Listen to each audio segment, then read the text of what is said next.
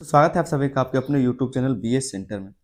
यहाँ पर हम लोग टॉप एमसीक्यूज क्वेश्चन को देखेंगे जो आपका बीएससी 2 एनवायरमेंटल स्टडीज है उसके जो टॉप एमसीक्यूज क्वेश्चन जो आपको पूछे जा रहे हैं। अभी जो सेट 1 और सेट 2 हुआ उसमें से जो भी क्वेश्चन आया था 1 नंबर वाला या फिर जो 15 नंबर वाला जितना भी क्वेश्चन था वो सब प्रीवियस ईयर क्वेश्चन से पूछा गया था। और दूसरा बात जो 15 नंबर वाला आपका क्वेश्चन था वो सारा ही क्वेश्चन मेरे प्लेलिस्ट से मिल रहा है, तो जाकर के आप लोग प्लेलिस्ट से तैयारी शुरू कीजिए। ज़्यादा टाइम आपके पास बचा हुआ नहीं है तो जाकर तुरंत देखिए, ठीक है। लिंक आपको इसी वीडियो के डिस्क्रिप्शन में मिल जाएगा। आज यहाँ पर हम लोग देखने वाले हैं जो बीएससी 2 एनवायरमेंटल स्टडीज का जो एमसीक्यूज क्वेश्चन जो 1 नंबर वाला क्वेश्चन है, ठीक है, उसको हम लोग देखने वाले। साथ में यहाँ पर प्रीवियस ईयर के क्वेश्चन को भी हम जोड़े हैं, तो जो प्रीवियस ईयर में पूछा गया क्वेश्चन है उसको भी यहाँ पर हम देखेंगे। और जो क्वेश्चन आपके एग्जाम में आने वाला जो अभी सेट 3 और सेट 4 होने वाला उसमें जो क्वेश्चन आने वाला जो संभावित प्रश्न है उसको भी यहाँ पर हम लोग देखेंगे, ठीक है। तो इसमें जो पहला क्वेश्चन हमारा होगा वह झारखंड के 5 प्रमुख नदियों का नाम लिखें। झारखंड के 5 प्रमुख नदियों का नाम लिखिए। ये प्रीवियस ईयर का क्वेश्चन है जो पिछले साल सेशन 22 या 26 वाले स्टूडेंट को पूछा गया था एनवायरमेंटल स्टडीज में। उत्तर में आप क्या लिखेंगे? दामोदर नदी, स्वर्णरेखा नदी, बराकर नदी, दक्षिणी कोयल और उत्तरी कोयल नदी। इस तरह से 5 जो है झारखंड के प्रमुख नदियों के नाम आप लिख देंगे, 1 नंबर आपको मिल जाएगा। दूसरा क्वेश्चन हम लोग देख लेते हैं। दूसरा जो क्वेश्चन है वो है हरित गृह प्रभाव क्या है। हरित गृह प्रभाव क्या है? रिपीटेड क्वेश्चन है, दोनों ही सेट में पूछा गया और जो प्रीवियस ईयर क्वेश्चन है सेशन 22 से 26 वाला उसमें भी पूछा गया था। हरित गृह प्रभाव क्या है? उत्तर आपका हो जाएगा कि वायुमंडल में उपस्थित गैसों द्वारा पृथ्वी की ऊष्मा को रोक लेने की प्रक्रिया को हरित गृह प्रभाव कहते हैं। क्या किसको कहते हैं? तो वायुमंडल में उपस्थित गैसों द्वारा, जो भी वायुमंडल में उपस्थित गैस है उसके द्वारा जो पृथ्वी की ऊष्मा है उसको रोक लेने की प्रक्रिया को हरित गृह प्रभाव कहते हैं। तीसरा जो क्वेश्चन है वो है ध्वनि प्रदूषण क्या है। ये भी रिपीटेड क्वेश्चन है, पहले हम लोग रिपीटेड क्वेश्चन को देख रहे हैं, ठीक है। तो तीसरा जो है वो भी रिपीटेड क्वेश्चन है कि ध्वनि प्रदूषण क्या है। सेशन 22 से 26 वाले स्टूडेंट को ये क्वेश्चन पूछा जा चुका है। आंसर में आप लिखेंगे कि अवांछित एवं अत्यधिक ध्वनि से उत्पन्न पर्यावरणीय समस्या को ध्वनि प्रदूषण कहते हैं। जो अवांछित और जो अत्यधिक ध्वनि से उत्पन्न पर्यावरणीय समस्याएं हैं उसी को तो ध्वनि प्रदूषण कहा जाता है। क्वेश्चन हम लोग देख लेते हैं। चौथा जो क्वेश्चन इससे पूछा जाएगा वो है झारखंड में दावानल या फिर उसको वनाग्नि भी कहते हैं। तो झारखंड में दावानल का मुख्य कारण क्या है? रिपीटेड क्वेश्चन है। ये क्वेश्चन आप सेट 1 में देख सकते हैं, सेट 1 में ये क्वेश्चन पूछा जा चुका है। उत्तर में आप लिखेंगे कि वनों में सूखी पत्तियों का जमाव और मानव की लापरवाही झारखंड में दावानल का मुख्य कारण है। किसके कारण दावानल या फिर वनाग्नि होता है? तो सूखी पत्तियों के जमाव से या फिर जो मानव के द्वारा लापरवाही किया जाता है, जैसे कि माचिस फेंक देना, माचिस जलता हुआ सिगरेट फेंक देना, ठीक है। तो इस तरह से क्या है, तो मानव की लापरवाही के कारण दावानल देखा जाता है। जो नेक्स्ट क्वेश्चन हमारा वो है प्रकृति से जुड़े झारखंड के 2 प्रमुख आदिवासी त्योहारों के नाम लिखें। जो प्रकृति से जुड़े हुए आदिवासियों के 2 त्योहार हैं उसको आपको लिखना था। आसान क्वेश्चन था ये, सरहुल और करम पर्व, दोनों प्रकृति से जुड़े हुए हैं। आसान क्वेश्चन पूछा गया था लेकिन आपको शायद पता नहीं होगा तो आप नहीं लिख पाए होंगे, या फिर जो मेरे वीडियो को देखते हैं वो लोग लिख पाए होंगे। जो नेक्स्ट क्वेश्चन है वो है झारखंड में वन उन्मूलन के मुख्य कारण क्या है। जो झारखंड में वन उन्मूलन है मतलब जो वनों का कटाई हो रहा है या फिर जो कह सकते हैं कि वन जो खत्म हो रहा है उसका मुख्य कारण क्या है? तो इसका मुख्य कारण क्या है? खनन है। इसका मुख्य कारण खनन हो सकता है, औद्योगिक गतिविधि हो सकता है, कृषि विस्तार हो सकता है। झारखंड में वन उन्मूलन के कारण ये सब क्या है? तो झारखंड में वन उन्मूलन के मुख्य कारण हैं। नेक्स्ट क्वेश्चन हम लोग देखेंगे पर्यावरण क्या है। पर्यावरण क्या, ये भी क्वेश्चन पूछा जा चुका है। इसका आंसर हो जाएगा जीवों और उनके आसपास के सभी जीवित और निर्जीव तत्वों का समाविष्ट। हमारे आसपास जितने भी चीजें हैं वो सब कुछ क्या है? तो पर्यावरण। इस तरह से भी आप आसान भाषा में लिख सकते हैं। जितना भी हम यहाँ पर एमसीक्यूज क्वेश्चन करवा रहे हैं 40 क्वेश्चन होगा, 40 या फिर 41 क्वेश्चन इसमें होगा। अगर इसको पूरा देख लेते तो 5 नंबर आपका कहीं नहीं जाएगा, 5 नंबर आपके हाथ में हो जाएगा। तो कम से कम इस वीडियो को आप लोग देखिए और जो प्लेलिस्ट हम बना दें तो प्लेलिस्ट जाकर के एक बार सारे क्वेश्चन के आंसर को देख लीजिए जो 15 नंबर वाले क्वेश्चन है। नेक्स्ट क्वेश्चन हम लोग देखेंगे कि इकोसिस्टम का मुख्य घटक कौन सा है। इकोसिस्टम का मुख्य घटक कौन सा है? तो बायोटिक मतलब जो जीवित है और अबायोटिक मतलब जो निर्जीव घटक है, ठीक है। ये क्या है? मुख्य घटक है इकोसिस्टम के। नेक्स्ट क्वेश्चन में देखेंगे कि ग्रीन हाउस गैसों में सबसे प्रमुख कौन सी गैस है। ग्रीन हाउस गैस में सबसे प्रमुख गैस कौन सा है? CO2। आसान क्वेश्चन और रिपीटेड क्वेश्चन, कई बार ये क्वेश्चन पूछा जा चुका है। आप लिखेंगे कार्बन डाइऑक्साइड या फिर CO2 लिख करके आंसर खत्म कर देंगे। 10वां नंबर क्वेश्चन है कि ओजोन परत को क्षति पहुंचाने वाली गैस। ओजोन परत को जो सबसे ज्यादा क्षति पहुंचाने वाला गैस है वो कौन है? तो CFC है, क्लोरोफ्लोरोकार्बन, ठीक है। क्लोरोफ्लोरोकार्बन सबसे ज्यादा क्षति पहुंचाने वाला यही गैस है। 11 नंबर क्वेश्चन पूछा जा रहा है कि जल प्रदूषण के प्रमुख कारण क्या है। जल प्रदूषण के प्रमुख कारण क्या है? तो औद्योगिक अपशिष्ट हो सकता है या फिर औद्योगिकरण हो सकता है, खनन हो सकता है। ये सब क्या है? तो जल प्रदूषण के प्रमुख कारण है। आंसर में आप ये सब लिख सकते हैं कि औद्योगिक अपशिष्ट, कृषि अपशिष्ट और घरेलू कचरा, ये सब भी जल प्रदूषण का प्रमुख कारण है। 12 नंबर क्वेश्चन हम लोग देख लेते हैं। कहा जा रहा है कि प्लास्टिक प्रदूषण को कम करने का सबसे प्रभावी तरीका क्या है। जो प्लास्टिक प्रदूषण है उसको कम करने का सबसे प्रभावी तरीका क्या है, तो पुनर्चक्रण। जो प्लास्टिक यूज हुआ उसको फिर से रीयूज करने के लिए उसका पुनर्चक्रण किया जाए, यही सबसे सटीक तरीका है जो प्लास्टिक प्रदूषण है उसको कम करने का। नेक्स्ट क्वेश्चन हमारा है कि भारत में वायु प्रदूषण का सबसे बड़ा स्रोत, भारत में जो वायु प्रदूषण है उसका सबसे बड़ा स्रोत क्या है, तो वाहन उत्सर्जन। जो वाहनों से धुआं निकलता है वही सबसे बड़ा प्रदूषण का कारण, वायु प्रदूषण का कारण है। ठीक है, ये क्वेश्चन पूछा जा चुका है कि भारत में वायु प्रदूषण का सबसे बड़ा स्रोत क्या है। वायु प्रदूषण के बारे में पूछा जाए तो मतलब वाहन उत्सर्जन, आपको आंसर लिखना है। नेक्स्ट जो क्वेश्चन हमारा वो है वन संरक्षण के दो तरीके लिखिए। वन संरक्षण का दो तरीका क्या हो सकता है, एक हो सकता है इन सीटू और दूसरा एक्स सीटू।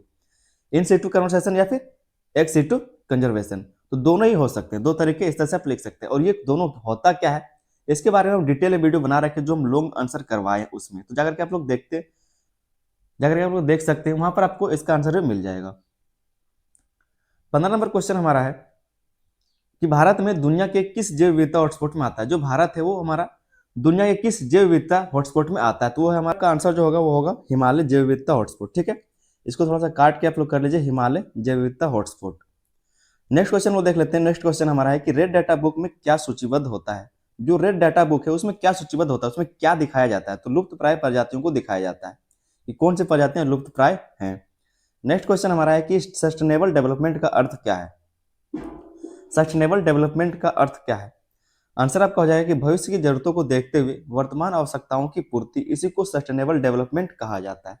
आसान क्वेश्चन है और एक नंबर में कई बार ये क्वेश्चन पूछा जा चुका है। इस क्वेश्चन ये जो आपका 15 नंबर वाला क्वेश्चन है इसको आप थोड़ा सा सुधार लीजिएगा। ठीक है, क्वेश्चन इसमें यह था कि भारत में दुनिया के किस जैव विविधता हॉटस्पॉट में आता है। इसका सही आंसर आपको हो जाएगा हिमालय जैव विविधता हॉटस्पॉट के अंतर्गत आता है। ठीक है, जो हिमालय जैव विविधता हॉटस्पॉट है उसके अंतर्गत भारत आता है, तो इसको थोड़ा सा आप लोग सुधार लेंगे। नेक्स्ट क्वेश्चन जो 18 नंबर पर है वह जल चक्र के मुख्य चरण लिखें। जल चक्र के मुख्य चरण लिखें, तो जल कैसे, मतलब कह सकते हैं कि वर्षा कैसे होता है, तो पहले वाष्पीकरण होता है, फिर संघनन होता है और फिर वर्षा होती है, तो इसी को जल चक्र कहा जाता है। जल चक्र के ये सब क्या है, तो मुख्य चरण है। नेक्स्ट क्वेश्चन हमारा है कि कार्बन फुटप्रिंट मापता है। जो कार्बन फुटप्रिंट है वो क्या मापता है, तो CO2 उत्सर्जन को मापता है, CO2 उत्सर्जन की मात्रा को मापता है। ये क्वेश्चन हम पहले भी करवा चुके हैं। 20 नंबर क्वेश्चन है कि यह बताइए कि किससे वनों की कटाई होती है। वनों की कटाई किससे होती है, शहरीकरण के कारण भी हो सकता है, कृषि के कारण भी हो सकता है और औद्योगिकरण के कारण भी हो सकता है, तो ये सब कारण वनों की कटाई होती है। नेक्स्ट क्वेश्चन हमारा 21 नंबर पर है कि सौर ऊर्जा अच्छा स्रोत है या नहीं। जो सौर ऊर्जा है वो अच्छा स्रोत है या फिर नहीं, तो हाँ, सौर ऊर्जा जो है वो एक अक्षय ऊर्जा स्रोत है। ठीक है, वो किसी को क्षय नहीं पहुंचाता, पर्यावरण को क्षय नहीं पहुंचाता। क्वेश्चन के झारखंड का सबसे अधिक वन क्षेत्र वाला जिला कौन सा है। सबसे ज्यादा जो वन क्षेत्र वाला जिला वो कौन सा है, तो सिंहभूम है। झारखंड के बारे में पूछा जा रहा है। अगर पूछा जाए कि भारत में सबसे ज्यादा वन कहाँ पर पाया जाता है तो वो आपका मध्य प्रदेश हो जाएगा। झारखंड के बारे में पूछा गया तो आप सिंहभूम लिखेंगे। नेक्स्ट क्वेश्चन हमारा है कि झारखंड का प्रमुख खनिज संसाधन क्या है। झारखंड का प्रमुख खनिज संसाधन क्या है, कोयला है। झारखंड का प्रमुख खनिज संसाधन क्या है, तो कोयला। 24 नंबर में क्वेश्चन है कि झारखंड में वनों की कटाई का प्रमुख कारण क्या है। झारखंड में वनों की प्रमुख कटाई का कारण क्या है, खनन और औद्योगिकरण। इसके कारण वनों की कटाई सबसे ज्यादा होती है, तो पहले भी आपने देख लिया और दूसरे में इस तरह से भी आप आंसर को लिख सकते हैं। नेक्स्ट क्वेश्चन हमारा है कि झारखंड की सबसे लंबी नदी कौन सी है। सबसे लंबी नदी कौन सी है, दामोदर नदी है। सबसे बड़ी नदी पूछा जाए तब भी आप दामोदर नदी लिखेंगे। 26 नंबर क्वेश्चन में आप लिखा हुआ है कि झारखंड में पर्यावरण प्रदूषण का मुख्य स्रोत क्या है। झारखंड में पर्यावरण प्रदूषण का सबसे मुख्य स्रोत क्या है, खनन उद्योग। क्योंकि झारखंड में खनन उद्योग होता है जिसके कारण झारखंड का जो पर्यावरण प्रदूषण का मुख्य स्रोत है वो क्या है, खनन उद्योग ही है। 27 नंबर क्वेश्चन की नेत्रहाट किस कारण प्रसिद्ध है। नेत्रहाट किस कारण प्रसिद्ध है, प्राकृतिक पर्यावरण और पहाड़ी क्षेत्र के लिए। नेत्रहाट किस कारण प्रसिद्ध है, तो प्राकृतिक पर्यावरण और पहाड़ी क्षेत्र के लिए। जितना भी हम क्वेश्चन बता रहे हैं बस आपको एक बार देख लेना है, एक भी इससे बाहर नहीं होगा। 28 नंबर क्वेश्चन है कि झारखंड की प्रमुख जनजाति कौन सी है। झारखंड की प्रमुख जनजाति कौन सी है, 2 दिन पहले इस क्वेश्चन का आंसर हम करवाए, संथाल जनजाति। नेक्स्ट क्वेश्चन है कि झारखंड में जल संकट का मुख्य कारण क्या है। झारखंड में जल संकट का मुख्य कारण क्या है, तो वनों की कटाई और अनियमित वर्षा, यही है जल संकट का मुख्य कारण। जल प्रदूषण के बारे में अगर पूछा जाए तब आप औद्योगिकरण और खनन को लिख सकते हैं, लेकिन अगर पूछा जाए कि झारखंड में जल संकट का मुख्य कारण क्या है तो वनों की कटाई और अनियमित वर्षा को लिख सकते हैं। ठीक है, 30 नंबर क्वेश्चन पूछा जा रहा है कि झारखंड में मिट्टी अपरदन का प्रमुख कारण क्या है। झारखंड में मिट्टी अपरदन का प्रमुख कारण क्या है? वनों का विनाश। ये क्वेश्चन पूछा गया है सेट 1। झारखंड में मिट्टी अपरदन का प्रमुख कारण क्या है? 31 नंबर क्वेश्चन है कि झारखंड में जैव विविधता संरक्षण का एक उपाय क्या है। झारखंड में जैव विविधता संरक्षण का एक उपाय क्या है? तो अभ्यारण्यों की स्थापना। अगर अभ्यारण्य स्थापित किए जाएंगे तो वहां पर कोई भी शिकार नहीं हो पाएगा, वनों की कटाई नहीं हो पाएगी। तो अभ्यारण्यों की स्थापना सबसे ज्यादा बेस्ट उपाय है जैव विविधता के संरक्षण के लिए। नेक्स्ट क्वेश्चन हमारा है कि भारत में जैव विविधता का सबसे समृद्ध क्षेत्र कौन सा है। भारत में जैव विविधता का सबसे समृद्ध क्षेत्र कौन सा है? पश्चिमी घाट। भारत के बारे में पूछा गया, ठीक है, पश्चिमी घाट। 33 नंबर क्वेश्चन है कि भारत में सबसे अधिक प्रदूषित महानगर कौन सा माना जाता है? दिल्ली। सबसे ज्यादा जो प्रदूषित महानगर है वो कौन सा है? तो दिल्ली है। 34 नंबर क्वेश्चन है कि भारत में राष्ट्रीय पर्यावरण दिवस कब मनाया जाता है। ये क्वेश्चन भी इंपॉर्टेंट है, अभी तक नहीं पूछा गया, तो इस बार ये पूछा जाएगा सेट 3 और सेट 4 में पूछा ही जाएगा। तो 5 जून को राष्ट्रीय पर्यावरण दिवस मनाया जाता है। नेक्स्ट क्वेश्चन है कि भारत में वायु प्रदूषण का मुख्य कारण क्या है? वाहन उत्सर्जन। पहले भी क्वेश्चन हम लिखे हुए थे, फिर से लिखा गया। तो भारत में पूछे या फिर झारखंड में पूछे या फिर सिर्फ ये पूछे कि वायु प्रदूषण का मुख्य कारण क्या है, तब भी आप वाहन उत्सर्जन ही लिखेंगे। 36 नंबर क्वेश्चन की भारत की पहली राष्ट्रीय उद्यान कौन सी है? भारत की पहली राष्ट्रीय उद्यान कौन सी है? तो जिम कार्बेट। जिम कार्बेट राष्ट्रीय उद्यान, ये सबसे पहला भारत का राष्ट्रीय उद्यान है। 37 नंबर क्वेश्चन की भारत में जल संरक्षण का प्रमुख तरीका क्या है? भारत में जल संरक्षण का प्रमुख तरीका क्या है? तो वर्षा जल संचयन। नेक्स्ट क्वेश्चन हम देख लेते हैं 38 नंबर पे। ग्रीन इंडिया मिशन किससे संबंधित है? जो ग्रीन इंडिया मिशन वो किससे संबंधित है? वनीकरण से। 39 नंबर क्वेश्चन है कि भारत में ओजोन परत संरक्षण से जुड़ा समझौता कौन सा है? जो भारत में ओजोन परत संरक्षण से जुड़ा समझौता है वो कौन सा है? तो मॉन्ट्रियल प्रोटोकॉल।